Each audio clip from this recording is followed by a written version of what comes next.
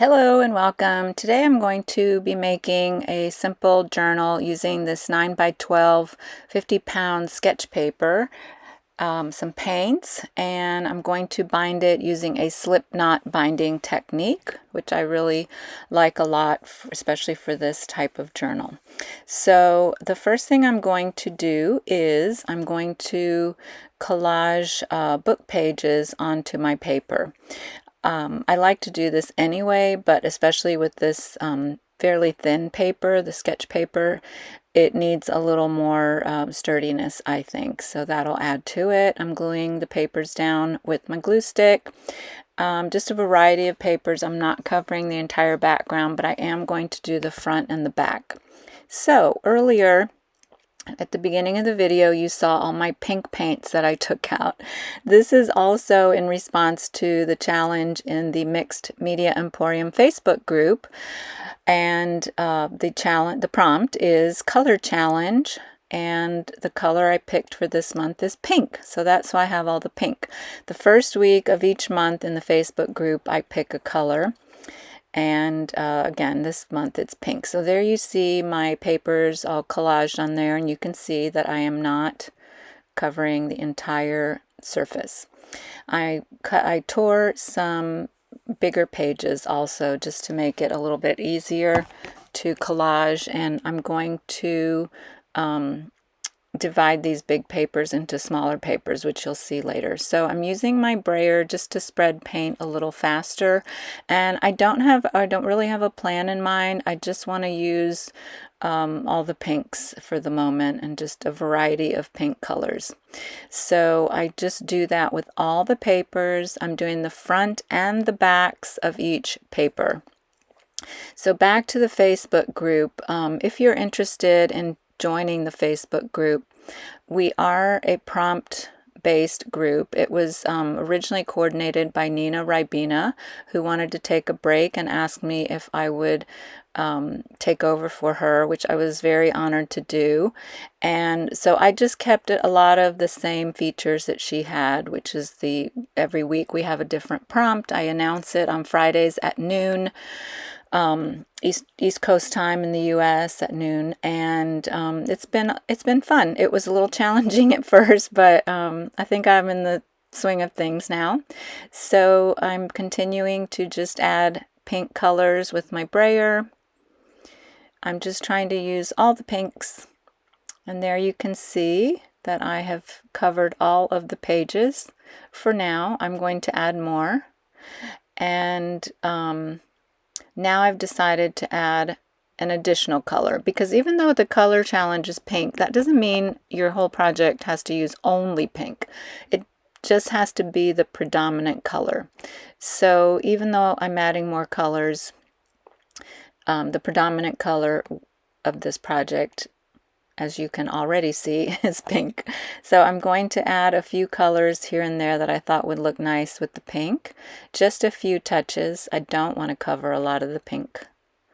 And I'm using the brayer a little bit, but then I also use my finger just in spots here and there. And I'm going to do some more to these papers. So this is just another layer that I'm doing at the moment. I really like that yellow. So that's really enough for the moment. I'm going to do that for all the pages. Now I'm going to do my scribbling, which I love to do. That's a charcoal pencil, and I just like to scribble, either scribble right or just make scribbly lines all over my papers. I'm going to do that for all of them as well. Okay, back to paint. So now I'm going to add more paint, but I'm going to use stencils this time. I had the idea to spread the paint and then remove some of it through the stencil. You'll see there in a minute, but that didn't look that great, so I don't know, I just abandoned that idea and decided to just go with stenciling. So you can see I'm using like a wet paper towel or wipe and trying to remove the diamonds. It looks okay. It just didn't look the way I expected it to. So now, what am I doing now? Just adding more paint. I don't know. I wanted to cover up the scribbles a little bit so you can see them through the through the paints, but they're not as prominent. Okay, I'm deciding to add the paint through the stencils instead of removing it through the stencils. So I'm going to do that. I pulled out a few stencils, so I just have a variety of shapes and patterns on each page. And again, I'm doing this on the front and the backs of each paper. I'll jump ahead in a moment because it's the same process. So I added that light peachy pink color at the bottom because I wanted the pink diamonds to stand out and show up. One of my favorite things to add to a journal page is letters or numbers. So I'm doing that. I'm doing the lighter paint on the darker paint. And I think that looks nice, subtle, and to me, it looks really nice. So I've done that to all the pages. I'll do a little flip through at the end so you'll see all the pages. Now I've decided to add black mark making to each page. I think I use that same stencil for all the pages, just a little bit here and there, not too much, and I don't want it to be stark black. So I am blotting it at times with a paper towel, at times with my hand, which also works. And you can see there how that works. I really like this stencil for the mark making. You could do mark making yourself, with a brush and paint or a marker, things like that, if you don't have this stencil. I think all the stencils, or most of the stencils I used, because that one I can see there in the background is not a Stencil Girl stencil, but I really do love Stencil Girl stencils, and I don't have any affiliation with Stencil Girl at all. I just like their stencils. So now I'm using white. I really like to use white and black things like that on my mixed media pages. And that piece right there, it looks like a Lego piece. It's actually from the dollar store. And I love adding dots with that thing. Okay, so all my pages have the white and black marks and touches. And now I'm going to tear each paper in half to make my journal. I just use a ruler because this is going to be a very raggedy, grungy sort of journal, and doing, no measuring, just folding them in half to get the halfway mark. And then let's see, I don't know if I go to this next. I decided, I'm going to fold it in half like this, but you know what? At that point, I thought I was going to bind it that way, but then I decided at some point that I would cut those or tear those pages in half and bind it with the slip knot binding. So you'll see that momentarily. So I think that's what I'm saying there. And to do the slip knot binding, you need to have obviously some thread, a needle, and a hole punch. You could also use an awl to punch your holes. It doesn't have to be with a hole punch necessarily. So now again, I'm showing you that I am cutting or tearing all the pages in half. I forgot to say that I put the papers in order, or I decided that was going to be my cover, and then I'll put them in the order that I want them. And I wanted to make sure I picked a nice front and back cover, and then some of the pieces there, the little, I don't know what you call that are sticking out, I'm going to leave that some of the roughly, it's not ruffle, I don't know, it's at the bottom and some at the top. So I rearranged everything, like I said, the way I wanted, all the pages in the order that I wanted. I'll get my words out. And now I have to punch my holes. So I decided to eyeball it, which is what I usually do. But one thing that I didn't do that I should have is I should have punched my holes a little bit farther from the edge of the paper, because later you'll see that I had to add some washi tape because some of the holes were too close to the edge and they split. So that's the only thing. So I eyeballed the first set of 3 holes, and then I used a pencil on each page to mark where the holes go on the other page, because those you do want fairly in this straight and in the same place. So I just go through and do that with each page. I showed my little hole puncher there a minute ago. I have one that has just a thinner, but it punches thinner holes. I got it from someone else. I don't know if you can buy one like that. So I decided to do 3 holes for this journal, but I could have done 2. I could have done 4. And you count your number of pages to do this binding, and then you multiply the number of pages by 3 inches, and that's how much thread you need for each hole that you're binding. So I have 3 holes.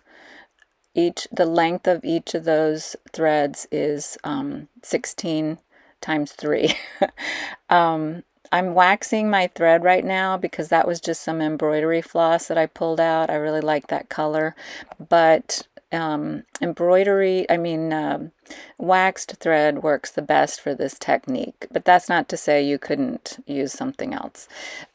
So I take my thread and I put it in half like that, so you have a loop. And then you have to start with your last page and work backwards. So that's what I'm doing there. Keep your pages in order. And you start with the last page. You put that loop that you created through the top of the hole. And then you put your thread, as you see there, right through the loop and pull it taut. And that creates the first slip knot. So you do the same thing with the next 2 holes. And again, I wanted to say that you can do a journal with 2 holes. You can, oh sorry, my phone's ringing, yikes. I'm gonna turn that off. Ugh, I don't want to start recording this voiceover again, sorry. Okay, you can do 2 holes if you have a smaller journal, or you just want to make 2 holes. You could do 4 holes, 5 holes, really anything you want, any size journal, depending on the size of your pages. So I'm doing the same thing with the 3rd hole, creating my first slip knot. There we go. And then you move on to the next page, which will be your next to last page. So I put that down there. I take the other end of the string and I'm going to trim it. I'd always end up with my strings uneven for some reason. And you want to put the 2 pieces through the hole, the top of the hole, and then separate your thread. And you see what I'm doing there, and pull that thread through. And that creates the next slip knot. I'm going to do that 2 more times so you can see it. Snip off my thread. It helps if it's even. It helps a little bit going through that hole. The other thing is I have a lot of extra thread, but I want to later on add some beads, buttons, and things like that. So I wanted to leave it long for the moment. I can trim it later if I want to shorten it. I probably will because the threads are super long. Okay, so here we go with the 3rd thread. It's the same process. And you continue that same process for each page of your journal. In a moment, I'll jump ahead and show you how you finish up when you have bound all of your pages. Okay, so now I'm going to continue with the next page.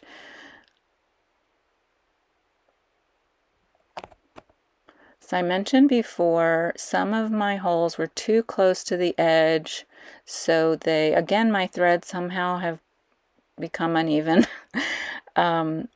So I had to reinforce those with some tape. If you punch your holes a little bit farther from the edge and you have those hole reinforcers, those would work too, but my holes were just too close to the edge, so I couldn't even use the hole reinforcers. So you can kind of see it coming together. That's what it looks like, almost finished, and there's the cover. So you attach the cover in the exact same way as you did all the other pages, but then I will show you how you just tie it off to finish it up, because otherwise your thread will become loose and the whole thing will not hold together. So finishing up the 3 holes there, and then to tie it, I'm showing you the stitch. My stitches are a little bit wonky because this is a paper journal, so it's a little bit wonky and moves around, but I'm okay with that. If you use some thicker pages, you get neater stitches. So to finish off and tie up those that last page, the cover page, you want to put one thread through that first and second page going one way and the other thread going the other way, as you see there, and then you just double knot it. That holds all your binding and your journal in place. And then, as I said, you have these really long threads. You can snip those off if you want to. I'm going to do the same thing with each of the holes. It does get a little bit fiddly, but I think you can see if you're watching this that it's kind of logical. It's not that hard. I really love this binding technique, especially if you have single pages, and I love the way the spine looks. I think it looks really cool. And now do the last hole, and my journal will be pretty much complete. I had thought to decorate the cover because I always do that when I make a journal, even if I don't do the inside pages, but I decided to just leave it there for now because I don't like to make my videos too long. So double knot and all done. I'm going to do a little flip through here in just a minute. And there you have it. So I've slowed this down to normal speed so you can see all the pages. I really like the way this turned out. It looks really nice, I think. And I think I'll enjoy working on this. I'm showing you there where I had to put some washi tape there to repair the tears. I used some extra glue and attached washi tape there and then repunched the holes. I had to do it in a couple of spots. But my journal will hold together now. If I have to go back and add more tape, I'm okay with that too. Again, this is a grungy, very casual sort of journal, and I'm happy to do that. So that's my little journal. I hope you liked it. Just one other thing I wanted to show you real quick at the end of this video is another journal that I made before with this same slip knot binding. Sometimes I call it chain stitch, which is not accurate. But I made this a while ago, and I used the exact same binding technique, but I cut off the long threads, and I just added that sari silk ribbon by tying it onto the stitching, and that one was a little bit loose and I had to reattach it, and I added some beads to it too. So that's just another example of the type of journal you can create. I hope you enjoyed this video. Thanks for watching, and I'll see you next time.